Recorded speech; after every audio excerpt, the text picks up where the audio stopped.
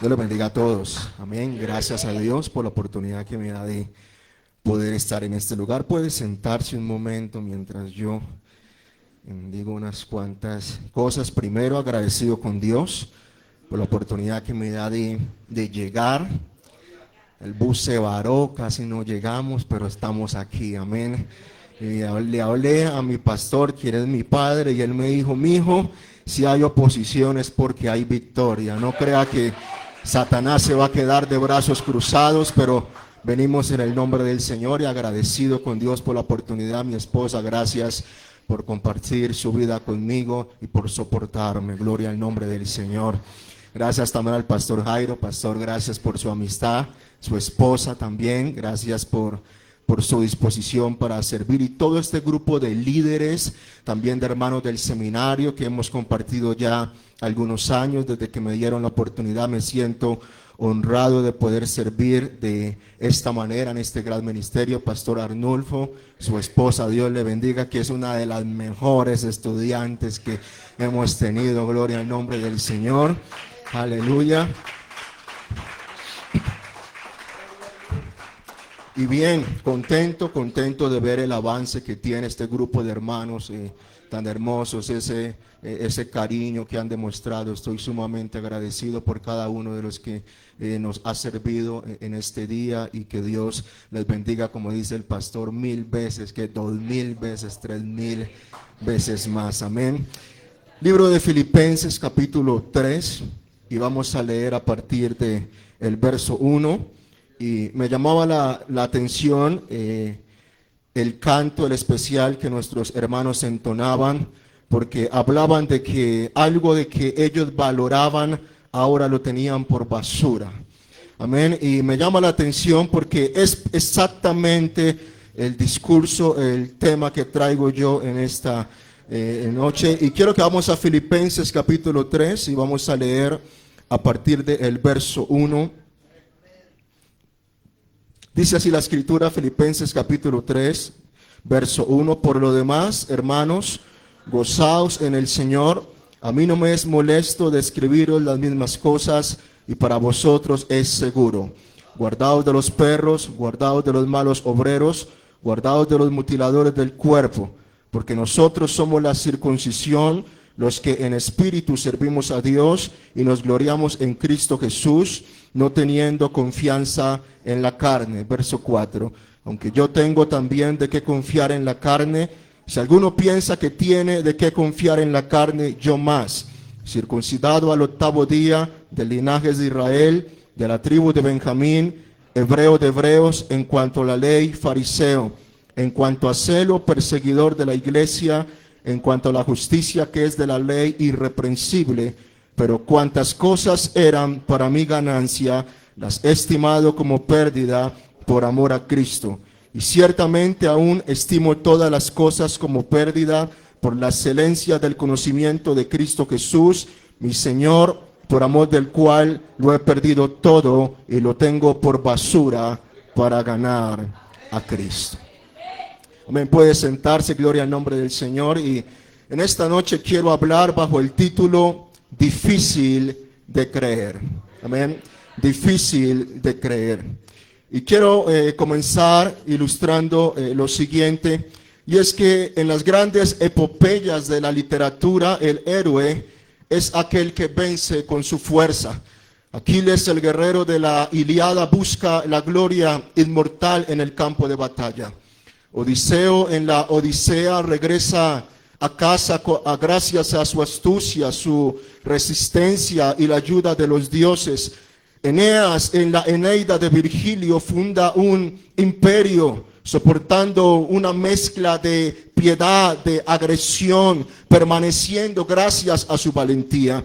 Y en todas las historias, aún en el mundo contemporáneo, los héroes de aquellos que al mundo les gusta oír y al mundo le gusta leer y aprender, son los héroes que han vencido por su propia fuerza, que gracias a su habilidad han logrado algo. Y son estos los grandes nombres de la literatura y los grandes nombres de la historia. El héroe asciende, gana honor, gana fama y un lugar prominente entre los inmortales porque ha logrado superar varias pruebas. Y este tipo de discurso es el que encaja en nuestra sociedad. Y este tipo de discurso es el que está habituado el mundo a oír. El héroe tiene algo que lo hace especial, ¿cierto? Las películas modernas de hoy en día nos hablan de héroes que tienen superpoderes, de héroes que pueden teletransportarse, que pueden leer la mente, que pueden con un pie, con un puño, con una patada mandar a volar a todos. Y el mundo ama este tipo de héroes. Pero el mensaje cristiano no nos habla de un héroe que conquista, sino de un héroe que se entrega. No de un héroe que sube a un trono, sino de un héroe que ha subido a una cruz. De un héroe que no destruye a sus enemigos, sino que muere a mano de sus enemigos. Un héroe que no conquista con espada, sino que conquista con clavos. Y hermanos, la cruz contradice la lógica heroica del mundo antiguo y del mundo moderno, porque la cruz nos enseña que la mayor batalla que el Rey de Gloria ganó en este mundo no fue gracias a librar una batalla, una guerra cuerpo a cuerpo con sus enemigos, sino que la Escritura nos dice que Él se entregó, que Él se humilló hasta lo más bajo y de esta manera ganó la batalla más grande que se ha podido ganar. Al respecto, el doctor Martin Lloyd-Jones en el Sermón del Monte dijo: el mayor obstáculo para recibir el Evangelio es pensar que ya somos lo bastante buenos como para no necesitarlo. Y queridos amigos, este mensaje es difícil de creer para muchos, porque el reino de Dios no se trata de los héroes que podamos ser nosotros, no se trata de nuestra fuerza, no se trata de nuestra habilidad, no se trata de nuestra inteligencia, no se trata de nuestro estrato social o de lo calificados que somos socialmente, económicamente, políticamente, financieramente. No se trata de nuestro coeficiente intelectual. La Biblia nos habla de un evangelio en el cual nosotros no teníamos nada que hacer y Dios personalmente se ha ocupado de nuestra salvación y nos ha dado todo cuando nosotros no teníamos absolutamente nada. Él nos ha dado todo cuando no teníamos absolutamente nada.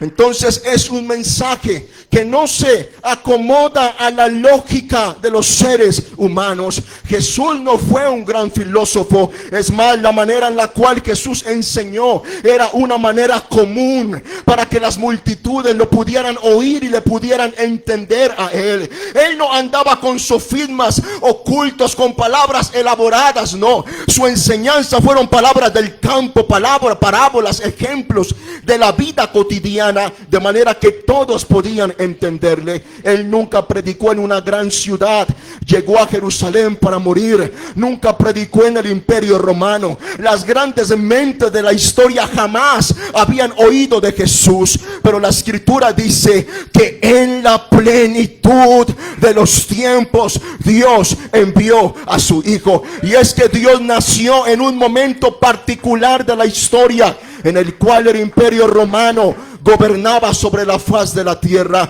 y esto facilitó que el evangelio corriera de ciudad en ciudad, de estado en estado y de nación en nación. Los expertos dicen que Cristo nació antes de que naciera el 2% de la población mundial que ha habitado sobre la faz de la tierra. Es decir, que Dios ciertamente miró cuál era el momento oportuno para manifestarse en carne, y Él andaba con un grupo de pescadores. No eran filósofos, no eran políticos, no eran celebridades, no eran hombres con reputación, no eran hombres que tenían familia. Y esos hombres Dios los hizo unos grandes predicadores y héroes del evangelio. Y es para muchos difícil de entender de cómo este evangelio ha llegado hasta nosotros hoy.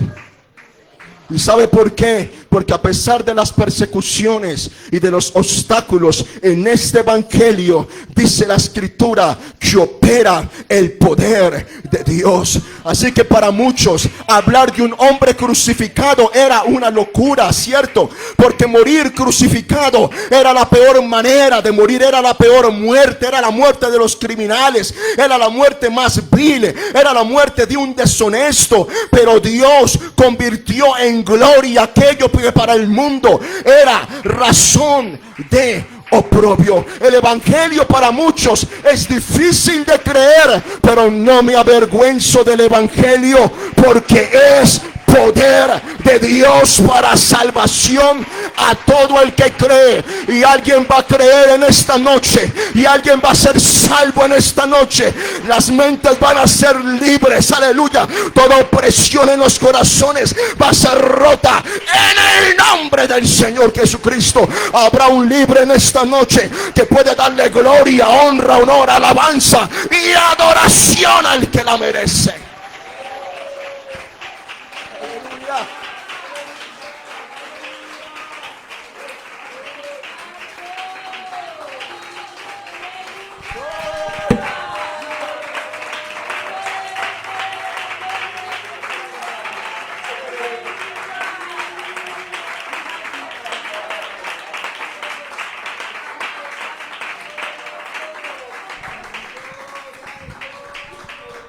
Gloria al nombre del Señor. Y Pablo de esto es lo que él va a hablar en este texto. Y Pablo comienza este texto, si usted nota, capítulo 3, verso 1, con una palabra, un conector, el cual es el siguiente: por lo demás. Si usted lee Filipenses capítulo 2, verso 17, Pablo ha dicho: me alegro y comparto con todos ustedes mi alegría. Nuevamente en el verso 28 menciona el hecho de que al ver a Epafrodito ustedes se alegren, de manera que hay un mandato de alegrarse en el Señor. Y Pablo dice: no me es molesto escribirles las mismas cosas. Esto no me molesta a mí, porque para ustedes es motivo de seguridad. Y lo que Pablo quiere reiterar, lo que Pablo quiere que la iglesia tenga presente, que los filipenses no olviden y puedan interiorizar en su corazón, es que el evangelio es un discurso difícil de creer a la mente griega y a la mente del hombre de aquellos días y a la mente del hombre moderno, porque el evangelio no se trata de nosotros, no se trata de nuestra gloria, sino de lo que Dios hizo por nosotros, no por causa de nosotros, sino a veces a pesar de nosotros. El discurso social de hoy en día, cierto, los libros, el club de las 5 de la mañana, la disciplina marcará tu destino, el monje que vendió tu Ferrari, hablan de eso. Tú te puedes disciplinar, y si tú te disciplinas vas a alcanzar las metas, vas a encontrar la realización personal, el éxito te va a perseguir. Levántate a las 5 de la mañana y aplica la fórmula 20-20, medita 20 minutos, haz ejercicio 20 minutos y lee 20 minutos.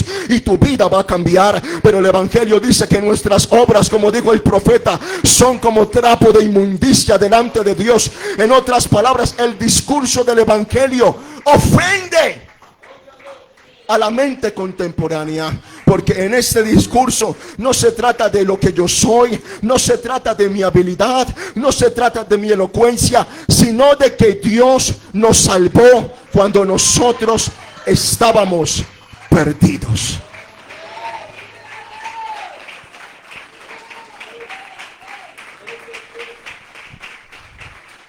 Y amados hermanos, la historia simplemente es esta: Dios creó el mundo y puso al hombre sobre la faz de la tierra.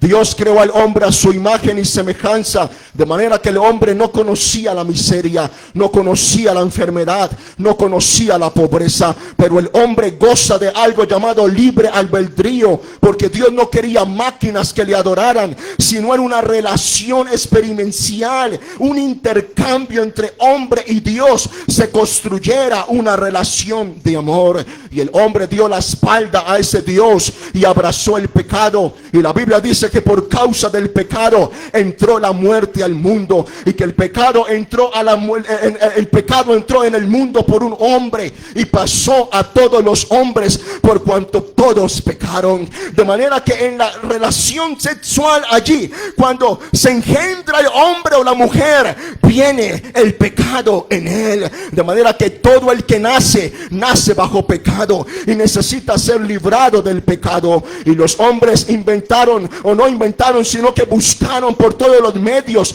encontrar la salvación, y no la encontraron, no la pudieron hallar. Entonces Dios les dio a ellos una solución temporal. El pecado es tan grave para Dios que la consecuencia del pecado no es una disciplina particular, no es un regaño, es la muerte.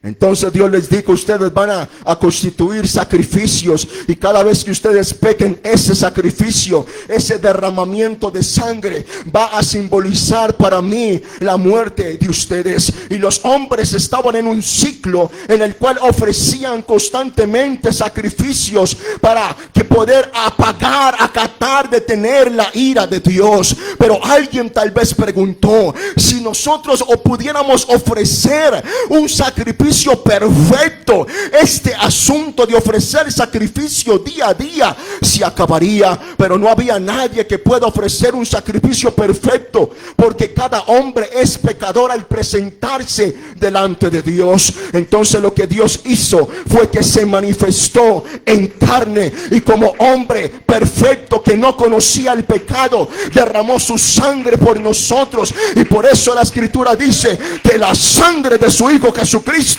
nos limpia de todo pecado. De manera que el hombre no tiene parte ni tiene suerte en este asunto, porque estábamos condenados, estábamos perdidos, estábamos sin esperanza, y Dios nos salvó. Y tal vez tú has venido en esta noche sin esperanza, perdido, con matrimonio destruido, mentalmente deshecho, con depresión en tu interior.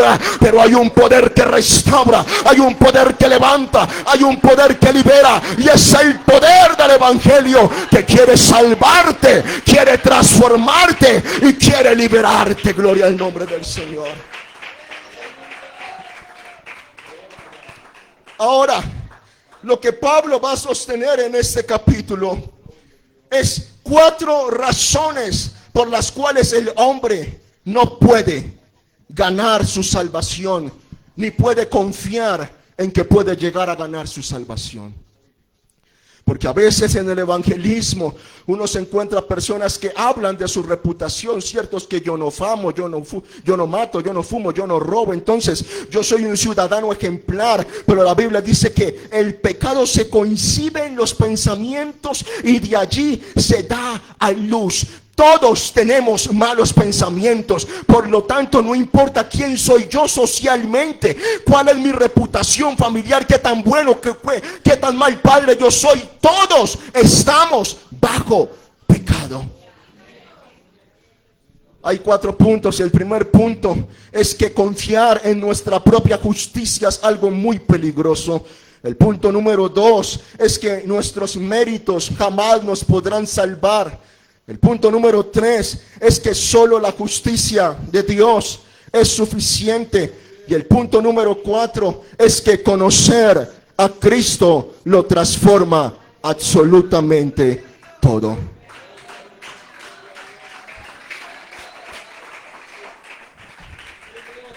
Comencemos por el punto número 1. La falsa justicia siempre es peligrosa. Verso 1 del capítulo 3. Por lo demás, hermanos míos, alégrense en el Señor. Para mí no es molestia volver a escribirles lo mismo, y a ustedes les da seguridad. Verso 2. Cuídense de esos perros, cuídense de esos que hacen el mal, cuídense de esos que mutilan el cuerpo. Pablo utiliza aquí 3 descripciones con una clara intención polémica. La primera de ellos es perros, y la palabra perro en el contexto bíblico tiene una fuerte connotación negativa.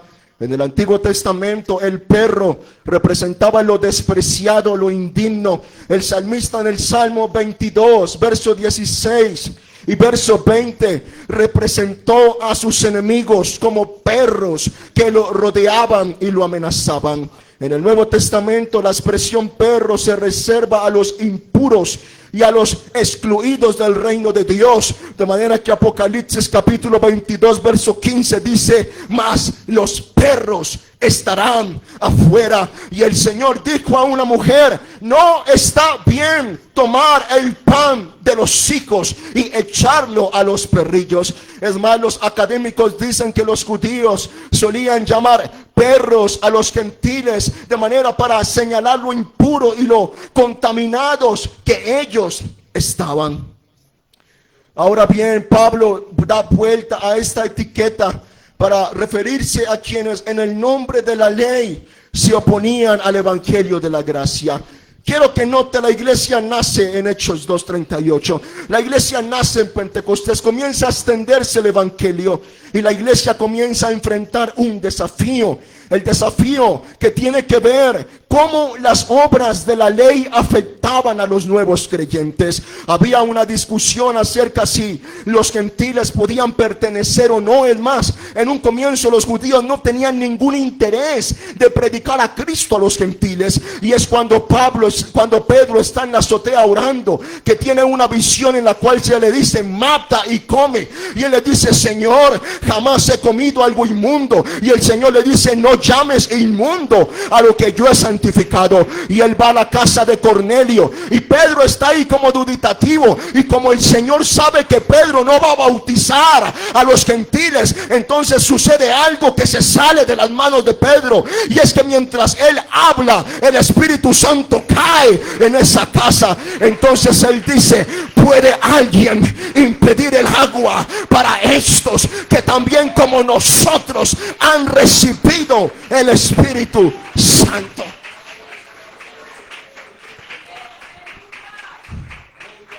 Y entonces, claro, al final la iglesia va a concluir que estos gentiles deben guardarse de la fornicación y deben guardarse de lo sacrificado a los ídolos. Pero había una discusión interna y Pablo está enfrentando a estos judaizantes, aquellos que enseñaban que se debía guardar de la ley. Y por eso el punto número 2 dice: malos obreros, o los que hacen el mal, porque eran obreros, eran personas que corrompían la fe en Cristo, añadiendo intentos humanos, añadiendo confesiones humanas. Se cuenta que un día, aleluya, Martín Lutero estaba subiendo de rodillas las escaleras de una iglesia católica en Roma, porque aquel sacerdote prometía una indulgencia. Y cuando él estaba subiendo esas escaleras, llegó a su mente el texto que dice: mas el justo por la fe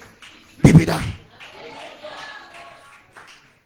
Y los historiadores dicen que se levantó avergonzado y se fue, porque el evangelio de la gracia estaba golpeando la vida de Lutero, que estaba marcada por obras. Lutero se entregó, juró a Dios convertirse en sacerdote, luego de que él lo salvó de morir en una tormenta, aleluya, en el bosque. Y él dijo: si tú me salvas, María, te juro que me haré sacerdote.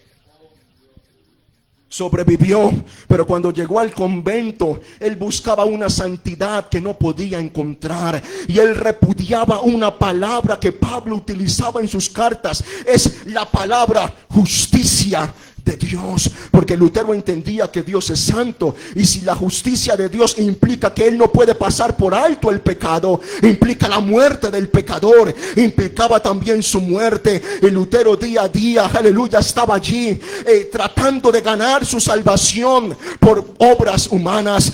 Los historiadores cuentan que él se confesaba y él pedía perdón, y él se confesaba hasta 17 veces al día.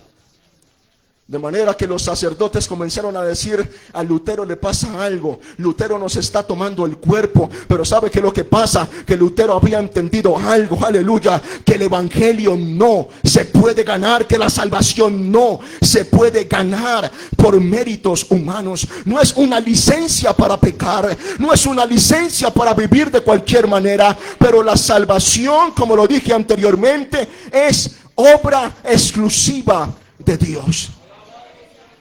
Y por eso Pablo también habla de los que mutilan el cuerpo, porque en lugar de reconocer la circuncisión como una señal espiritual del pacto, los judaizantes la habían convertido en un acto físico necesario y sin valor espiritual, exigiendo la circuncisión para la salvación. Y Pablo va a ir más allá en Romanos y va a decir algo que seguramente a sus conciudadanos los dejó en shock. Y es que él dijo que el judío no es el que está circuncidado exteriormente, sino que es judío, sino que la verdadera circuncisión es del corazón, es en el espíritu. Entonces, aleluya. Ciertamente esto que Pablo estaba enseñando para sus conocidos, para los judíos, para los judaizantes, era algo aparentemente muy difícil de creer. Se cuenta que durante la guerra civil en Estados Unidos, un joven soldado desertó del ejército y fue condenado a muerte. Su madre, angustiada, viajó a pie y en carretera hasta Washington, la capital, para pedir una audiencia con el presidente Lincoln. Y cuando éste la atendió, ella le suplicó que perdonara la vida a su hijo. El presidente, movido por la compasión, firmó una carta de perdón. Pero cuando el mensajero con la carta de perdón la entregó a quien estaba encargado de ejecutar a esta persona simplemente la rompió en pedazos y asesinó al joven que ya había sido perdonado.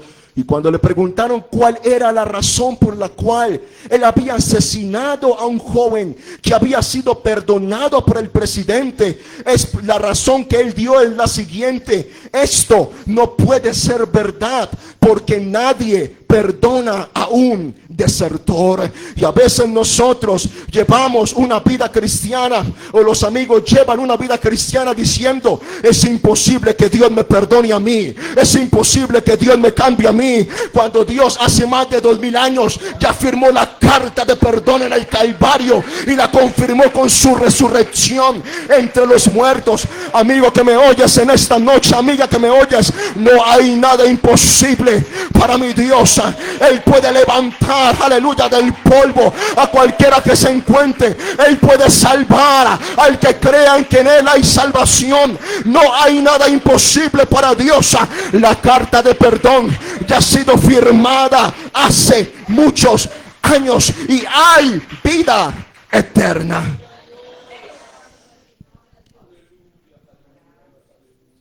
Así que confiar en nuestra falsa justicia es completamente peligroso. Número 2, porque nuestros méritos no nos pueden salvar. Noten lo que dice Pablo en el verso 4. Yo mismo tengo motivos para tal confianza. Si cualquier otro cree tener motivos para confiar en esfuerzos humanos, yo más, circuncidado al 8º día, del pueblo de Israel, de la tribu de Benjamín, hebreo de pura cepa, en cuanto a la interpretación de la ley, fariseo, en cuanto al celo perseguidor de la iglesia, en cuanto a la justicia que de la ley exige, intachable. Ahora bien, Pablo, a través de su propia vida, va a exponer en este momento 7 razones por las cuales los méritos humanos no nos pueden salvar a nosotros. Y mire lo que el apóstol Pablo dice. La primera razón por la cual Pablo enseña que el hombre no puede ganar su propia salvación es con un ejemplo de su propia vida. Él dice: circuncidado al 8º día. Lo que Pablo quiere decir es que él no era un prosélito, sino un israelita de nacimiento. Recuerde usted que había una diferencia entre los judíos y los samaritanos, porque los samaritanos tenían tal vez mamá o papá judío, pero su otro progenitor era gentil. Pero Pablo era orgulloso de ser de padre y de madre judío. Es más, recuerde los discursos que hay, las cronologías que hay en el Nuevo Testamento, tienen como propósito demostrar que Cristo es completamente judío, para que los judíos pudieran escuchar su mensaje. Y la primera credencial que Pablo expone es esta: yo soy parte del pueblo de Israel. Yo no soy un prosélito. Yo no soy, aleluya, alguien que anda por allí convirtiéndose al judaísmo. No, yo soy judío de nacimiento. Y por eso su primera credencial es esta: yo fui circuncidado no al 9º día, no al 10º día, no, como lo manda la ley, al 8º día. Número 2, él dice del pueblo de Israel. Pablo está queriendo decir que él no es hebreo por idioma, que él no es hebreo por cultura, sino que él es un miembro pleno del pueblo, del pacto, que la promesa de Dios está sobre su vida, de manera que él dice que él ha sido circuncidado al 8º día, que él es del pueblo de Israel. Pero como si esto fuera poco, él va más allá y él dice de la tribu de Benjamín. Esto, hermano, es como si nuestra familia fuera de gran reputación. Esto es como si nosotros perteneciéramos a una familia que es socialmente aceptada, porque la tribu de Benjamín fue una tribu de alto honor en el pueblo de Israel. Fue la única, junto con Judá, que permaneció fiel a la casa de David, según Primera de Reyes capítulo 12, verso 21. De ella surgieron figuras destacadas como el rey Saúl y como el juez Ahod.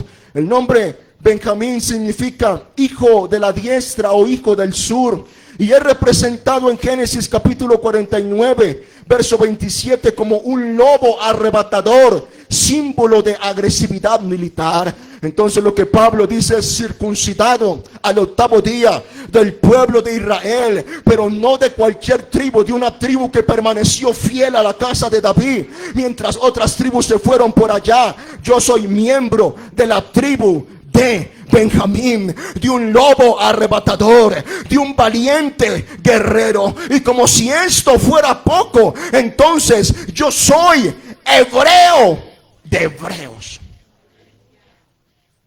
Aleluya. Pablo vivió en un tiempo conocido como la diáspora, en el cual los judíos estaban esparcidos por el mundo entero, y muchos habían perdido su identidad cultural, pero también su identidad religiosa. Es decir, las costumbres romanas se habían mezclado con el judaísmo, de manera que muchos habían comprometido sus costumbres. Y lo que Pablo dice es: aunque muchos han comprometido sus raíces hebreas, yo soy fiel a esto. Yo soy hebreo de pura cepa, yo soy hebreo de hebreo. Yo no me mezclé con el helenismo, sino que yo reaccioné en contra de la corrupción que había en aquel entonces. Yo me guardé de todo esto. Yo me guardé, me oculté de todo esto. Y por eso Pablo dice: yo soy un hebreo de hebreos. Él se mantuvo fiel. Y él va más allá, número 5, en cuanto a la ley, fariseo.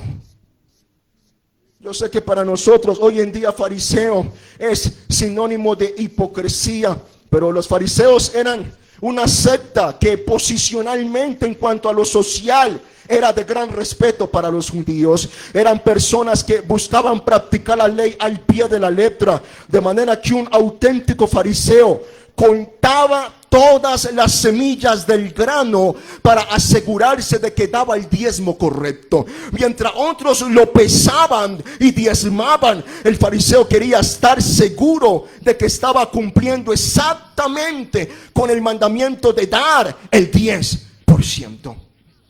Entonces él pertenece a una cultura, a una sociedad y a una secta dentro del judaísmo, a un grupo que tiene la fama de ser un erudito, que tiene la fama de ser un conocedor de la ley. Y Pablo dice, yo soy hebreo de hebreos, y en cuanto a la ley, yo soy fariseo, y en cuanto al celo, perseguidor de la iglesia.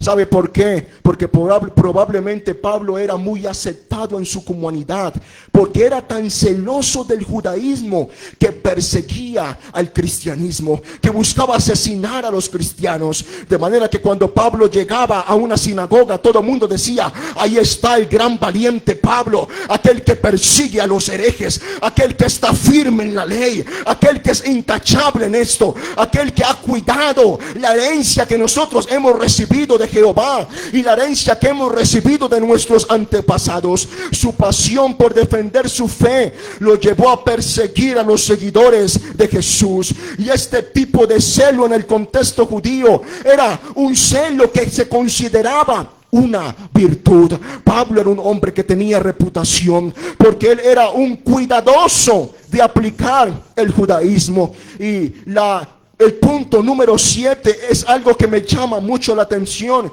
y es que Pablo dice algo que nadie más ha dicho. Él dice, en cuanto a la justicia que la ley exige, intachable.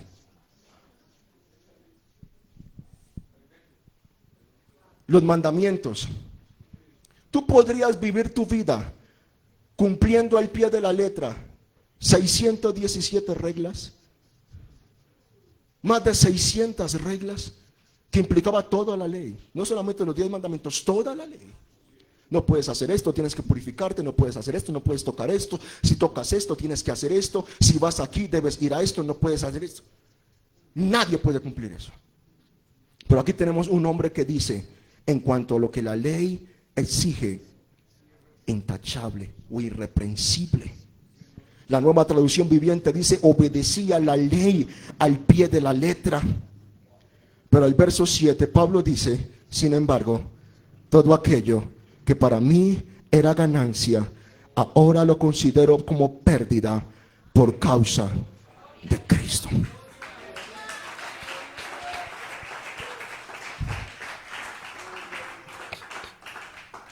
La Biblia dice en Romanos 5:8 que nosotros éramos pecadores y aún así Cristo murió por nosotros, porque la cruz revela la inutilidad de todo esfuerzo humano para justificarse y muestra asimismo el amor radical de Dios, el amor radical de Dios que no ha mirado nuestros méritos, sino que ha extendido su salvación a pesar de nosotros como muestra de su gran amor.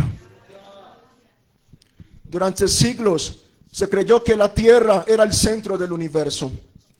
Esto era lógico. Parecía que el sol salía por el este y se ponía por el oeste, girando a nuestro alrededor.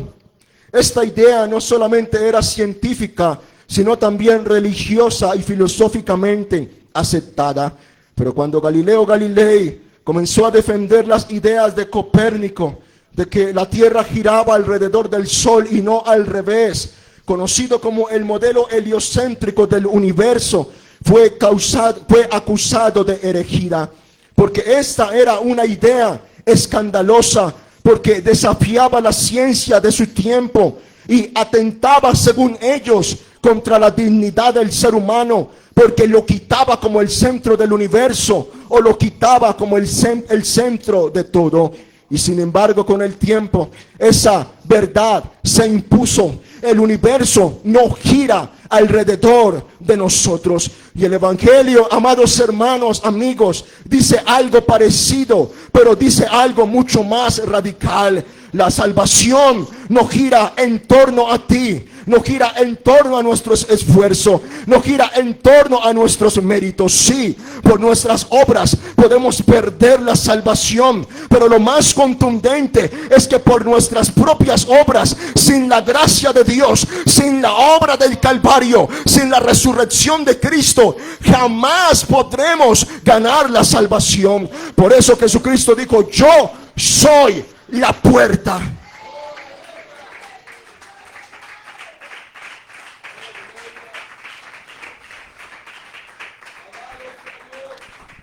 Número 3, y voy terminando porque la justicia de Dios es suficiente. Verso 8 dice: es más, todo lo considero por pérdida, por razón del incomparable valor de conocer a Jesús, mi Señor, por el cual lo he perdido todo y lo tengo por basura, a fin de ganar a Cristo y encontrarme unido a Él. No quiero mi propia justicia que procede de la ley, sino la justicia que se obtiene mediante la fe en Cristo, la justicia que procede de Dios, basada en la fe. Algunos historiadores dicen que Pablo probablemente fue desheredado.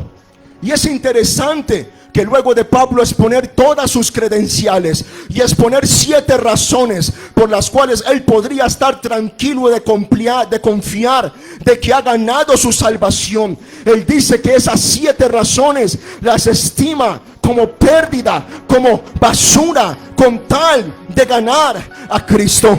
Porque lo más probable es que Pablo fue desheredado. Pablo probablemente pertenecía a una familia adinerada. Él fue ilustrado por Gamaliel, uno de los mayores maestros de su época. Su educación era equivalente quizás a tener 2 doctorados en hoy en día. No era un donadie, era un hombre que sabía hablar, era un hombre que sabía expresarse, era un hombre que conocía la abundancia. Por eso él dice: yo sé que es tener mucho, pero yo también sé que es tener todo, y todo lo puedo en Cristo que me fortalece. Porque él era un hombre que conocía el poder, conocía la reputación, conocía el dinero, conocía la fama, conocía las obras de la ley. Pero él dijo: todo esto lo estimo como pérdida con tal de ganar a Cristo. Y queridos amigos, el evangelio es una total paradoja, porque el evangelio nos enseña que por tus propios méritos no puedes ganar tu salvación, pero el evangelio nos enseña que para venir a Cristo hay que perderlo absolutamente todo. Y cuando la Biblia habla de perderlo todo, habla de rendir nuestra voluntad, de rendir nuestro orgullo, de rendir nuestro esfuerzo humano, de rendir nuestros sueños, de rendir la totalidad de nuestra vida delante de Él. Dios nos llama a confiar en Él y a perderlo absolutamente todo. Yo no quiero la gloria del mundo, yo no quiero los logros del mundo, yo no quiero la reputación del mundo. Yo lo quiero a Él y solo a Él. Estoy unido a Cristo y en Cristo estoy completo. En Cristo lo tengo absolutamente todo. Alguien denle un fuerte aplauso al Rey de la Gloria.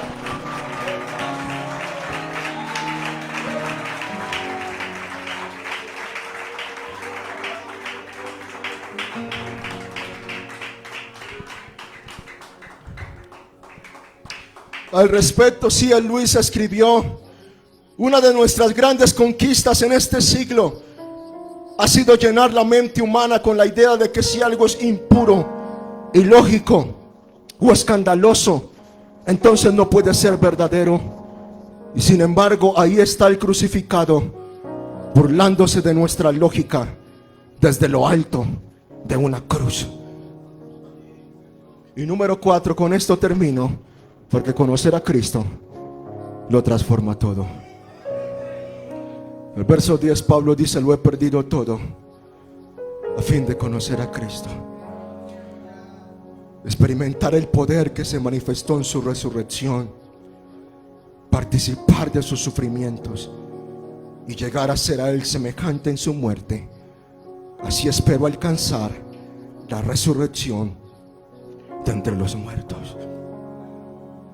Pablo no se contenta con saber de Cristo. Él quiere conocerle. Y sabe que la única manera de conocer a Cristo es participando de su padecimiento. Y Él quiere sufrir con Él. Él quiere morir con Él. Y yo en esta noche quiero declarar: yo estoy unido a Cristo y todo estoy dispuesto a perderlo, contar, no solamente de saber de Él, no solamente de oír a Él, sino de conocerle a Él. De oídas y había oído, pero ahora mis ojos te contemplan. Este es un Dios que no está lejos de nosotros. El Dios que hizo el mundo y todo en lo que Él hay no es servido por manos de hombres, como si Él necesitase de algo. Pues Él da, quien da todo, la vida, el aliento y todas las cosas. Pero ese Dios no está lejos de vosotros. Gálatas 2:20, Pablo dice: estoy crucificado con Cristo. Romanos 6:4 dice: fuimos sepultados con Él para que andemos en nueva vida. En Efesios 2:5-6 dijo: nos dio vida juntamente con Él. Y más adelante dice: y nos hizo sentar en lugares celestiales. Conocer a Cristo es estar satisfecho con Él y desilusionado con todo lo que no es Él. Y termino con esto. Un hombre tenía 2 hijos, y el menor de ellos le dijo: padre, yo estoy cansado de esta vida cómoda, dame la parte de los bienes que me corresponde. Y la escritura dice que él se fue y lo desperdició con prostitutas, con amigos de ocasión, que solamente se acercaban a él porque tenía algo, para luego desecharle. Esa es la paga del pecado. Y cuando este joven hubo malgastado todo lo que tenía, dijo: yo he caído en lo más bajo, estoy en un oficio que es indigno para un judío, apacentando cerdos. Pero aún los jornaleros de la casa de mi padre tienen abundancia de pan. Yo ya sé qué voy a hacer. Me voy a levantar y voy a ir a la casa de mi padre y le voy a decir: padre, he pecado contra el cielo y contra ti. Ya no soy digno de ser llamado tu hijo. Hazme como a uno de tus jornaleros. Pero cuando el padre lo vio venir a lo lejos, dijo: un momento, vamos a hacer una fiesta. Tráiganme un anillo, tráiganme calzado y tráiganme vestido, porque este es mi hijo que se había ido, pero que había vuelto, que estaba muerto, pero que ha regresado a la vida. Y nosotros sabemos el significado de esta parábola. El Padre es Cristo. Ese hijo que regresa somos cada uno de nosotros, que estábamos en el mundo muertos en delitos y pecados, pero en una noche como esta el Padre nos recibió en casa. El Padre nos acogió y nos dio nueva vida.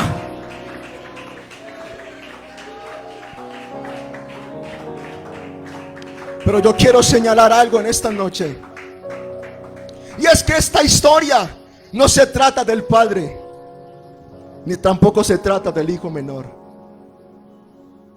Se trata del hijo mayor, porque en Lucas 11:1, en 15:1 dice que se acercaba a Jesús a todos los publicanos y pecadores para oírle.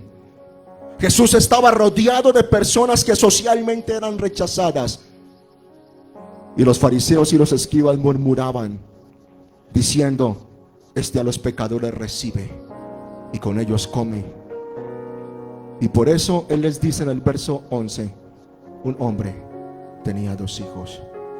Porque si Él es el Padre y los publicanos y los pecadores son ese hijo rechazado, el Padre eran esos fariseos y doctores de la ley.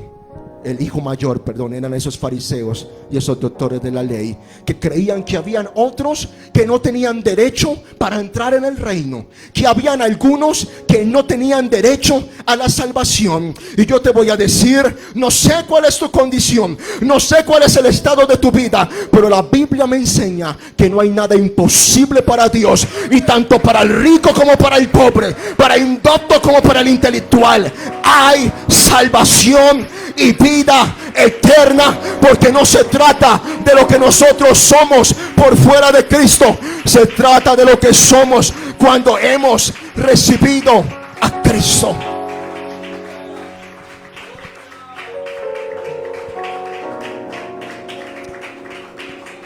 Está en pie conmigo en esta noche.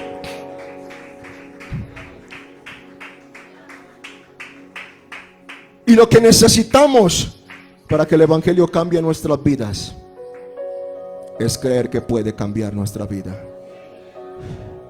Dios opera donde hay fe. Y no importa la situación con la cual tú has venido en esta noche. Tal vez tú has visitado médicos, has visitado hechiceros, has visitado psicólogos, muchos profesionales, y tú dices: es que mi matrimonio ya está destruido, es que Dios no me puede curar de esta enfermedad. No importa, aunque a los ojos del hombre sea difícil de creer, nosotros vivimos un evangelio que a los ojos del mundo es difícil de creer, pero por el poder de Dios es una realidad. Hace aproximadamente 2 años tuvimos algo denominado un evento que hacemos en el Eje Cafetero, Reto de Santidad, y mi pastor Jairo estaba allí ministrando la palabra, y me la acerqué con lágrimas en los ojos y le dije: mi esposa tiene ese síndrome del túnel, sus manos ya no sirven para ministrar, es como ella se gana la vida, no estamos desesperados, no sabemos qué hacer. Pero le voy a testificar, pastor, a partir de ese día el dolor se fue y sus manos fueron restauradas, porque servimos a un Dios real y a un Dios de poder. Y aunque para la lógica de los hombres es difícil de creer, para Dios no hay nada imposible.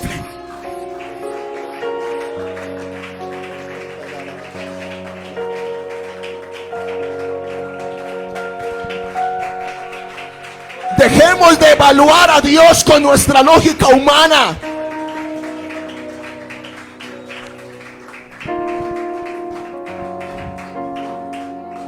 Dios siempre llega a tiempo. La Biblia dice que Él llegó cuando un hombre había muerto, y su hermana le dijo: yo sé que resucitará. Pero más adelante estaba equivocada. El Señor tenía otros planes. Él le dijo: yo soy la resurrección y la vida. Es ahora, este es el tiempo en el cual Dios desea moverse. Esta es noche de vida, noche de poder, noche de salvación, noche de restauración y libertad.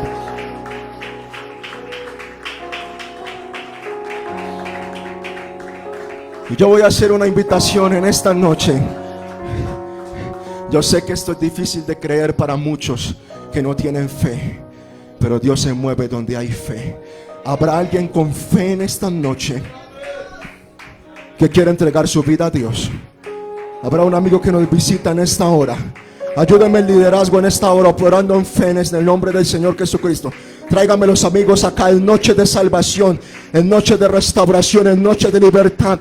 Habrá alguien que ha venido con una necesidad, con algo que ha estado batallando, y tal vez su fe está flaqueando y es difícil no hay solución, no hay salida. Si hay salida, si hay salvación, en Dios está la salida, en Dios está la salvación. Cristo nos anda buscando, Cristo nos está llamando, Cristo te quiere salvar, Cristo quiere cambiar tu vida, Cristo quiere hacer nuevas todas las cosas. Aleluya.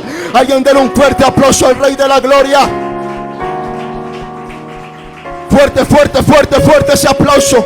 Aleluya, al Rey de la Gloria.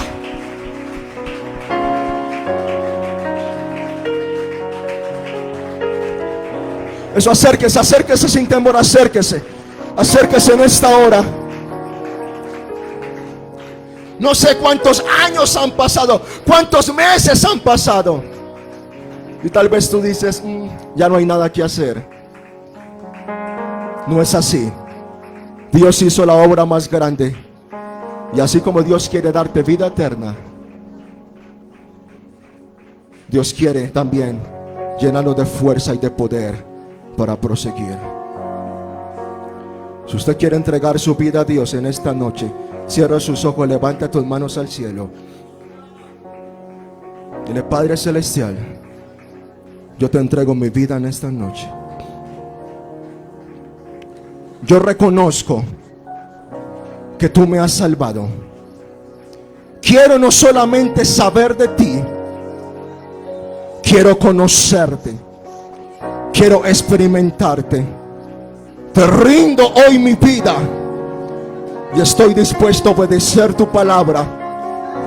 Obedezca el mandamiento del bautismo en el nombre de Jesús para el perdón de los pecados y sea lleno con el Espíritu Santo en el nombre del Señor Jesucristo. Un fuerte aplauso al Rey de la Gloria. Aleluya.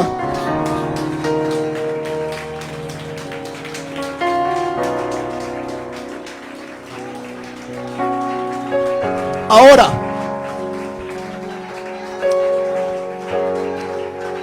parte de estos preciosos amigos, hombres y mujeres que tenemos aquí, hay alguien aquí con una enfermedad, con una necesidad.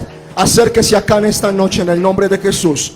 La sangre de Cristo está aquí en este momento. El poder de Dios va a operar. Voy a desatar una palabra en este momento.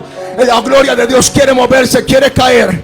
Ahora, levante sus manos al cielo. Todo el mundo, levante sus manos al cielo con libertad. Levante sus manos como señal de libertad. Por la autoridad de la palabra de Dios, por la unción del Espíritu Santo y por el poder en el nombre del Señor Jesucristo. Oh Padre, en esta hora toca las mentes, toca los cuerpos. Todo espíritu de enfermedad abandona ahora los cuerpos. En el nombre del Señor Jesucristo. Se va la depresión, se va la tristeza, se va la soledad. Oh, en el nombre de Jesús. Espíritu de drogadicción, lo reprendo ahora en el nombre del Señor Jesucristo. Declaro libertad de la mente, libertad del alma, libertad de las emociones. En el nombre de Jesús de Nazaret. Al que cree, todo le es posible. Al que cree, todo le es posible. El poder de Dios está aquí en esta hora para restaurar, para libertar, para sanar, para levantar el cautivo. No es difícil de creer. Para el mundo es difícil de creer. Sin embargo, para nosotros este evangelio es poder de Dios, es salvación, es motivo de libertad, es motivo de celebración, es motivo de alegría en esta hora. Eso es: pelee la buena batalla de la fe, afirme, aliente, levántese en fe, en victoria en esta hora. Alguien abra su labio, levante, vamos iglesia, abra sus labios, dile: yo creo que tú tienes el poder para hacerlo. Alabe a Dios, alabe a Dios, alabe a Dios, alabe a Dios. Dígale a Dios lo que usted quiere que Él haga con su vida en esta noche, y Él lo va a hacer. ¿Qué es lo que están necesitando?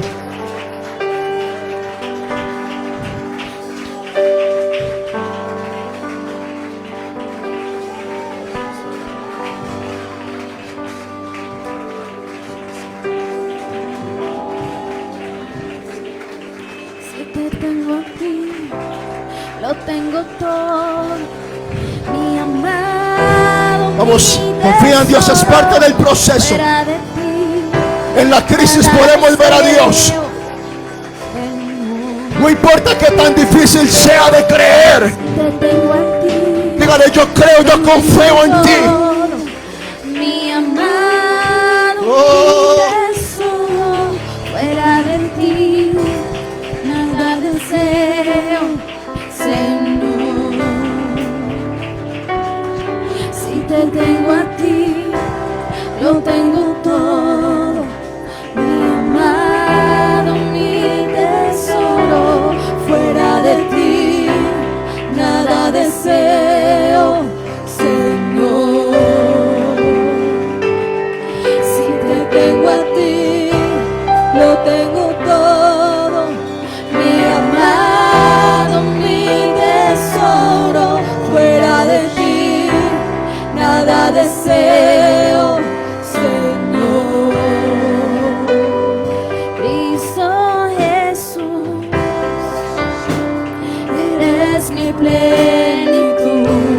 Gracias, oh Rey de Gloria. Cristo Jesús, eres mi plenitud. Vamos a adorar al Rey en esta hora. Él es lo que necesitamos.